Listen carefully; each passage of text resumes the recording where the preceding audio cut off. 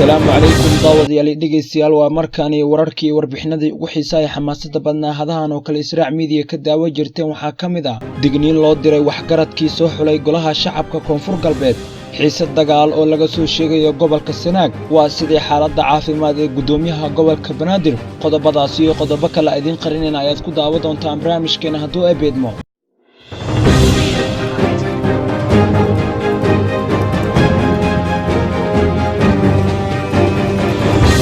wararka inaga soo gaaraya gobolka Sanaag ayaa waxay sheegayaan in halkaasi ay ka taagan tahay xiisad dagaal oo u dhaxaysa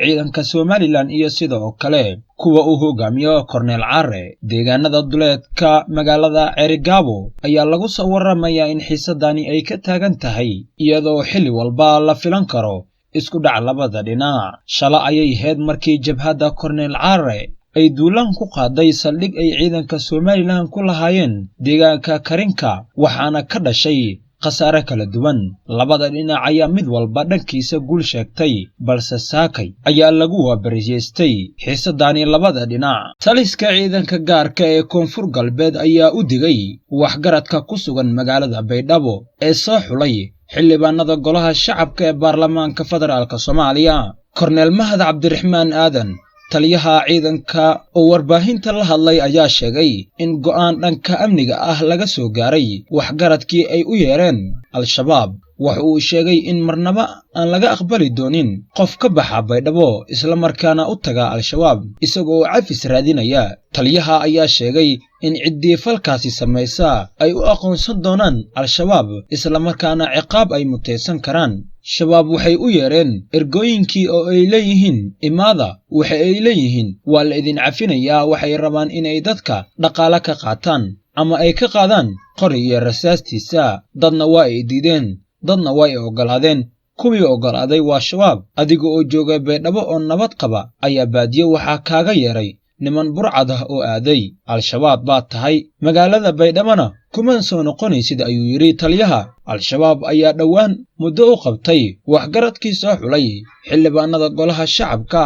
si ay u tagaan deegaanada ay iyagu maamulaan isla markaana cafis u dalbadan waxaa soo hagaagaya xaaladda caafimaad ee dadkii dhawaan ku dhaawacmay qarixii ay argagixisadu ka geysteen xarunta gobolka Banaadir sida uu warbaahinta qaranka u sheegay safiirka Soomaaliya u fadhiya dalka Qatar Cabdirasaaq Faarax Cali Taano dhaawacyadii la geeyay magaalada Dooxa ee caasimadda dalka Qatar oo iskugu jira mas'uuliyiin uu ka mid ahaa gudoomiyaha gobolka Banaadir iyo shacab ka kooban 12 qof ayaa aad u soo ladlaanaya sida uu safiirku sheegay dhaawacyada la geeyay dalka Qatar oo iskugu jira dad ku soo waxyeeloobay qaraxyadii ka kala dhacay agagaarka kilomitir 4 magaalooyinka Kismaayo iyo Boosaaso ayuu sheegay safiirku in ay isku mid u aqbashay xukuumadda Dooxa wuxuuna uga mahad celiyay sida ay ugu hagarbaxday daweynta dadkaasi